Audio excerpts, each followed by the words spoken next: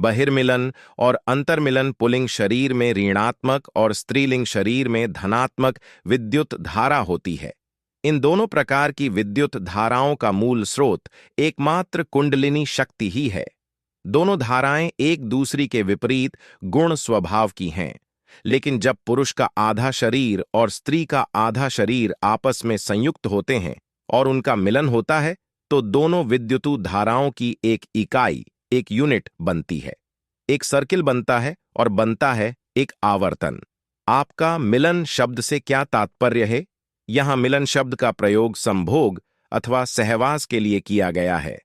मिलन दो प्रकार का है, बहिर्मिलन और अंतर्मिलन।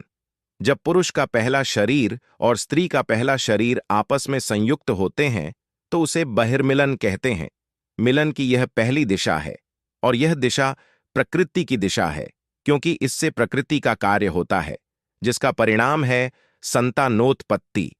मगर यह उपलब्धि तभी संभव है जबकि दोनों धाराओं का प्रवाह समान होगा। यहां एक बात और समझ लेनी चाहिए कि ऋणात्मक विद्युत का प्रवाह शुक्र बिंदु में और धनात्मक विद्युत का प्रवाह रजो बिंदु में होता है, और जिस केंद्र में इकाई बनती है वह केंद्र है मूलाधार चक्र। अंतर्मिलन किसे कहते हैं? स्त्री पुरुष के दूसरे, तीसरे और चौथे शरीर के मिलन को अंतर्मिलन कहते हैं। जैसे बहिर्मिलन प्रकृति की दिशा में है, उसी प्रकार अंतर्मिलन है परमात्मा की दिशा में। पहला है भोग की दिशा और दूसरा है योग की दिशा।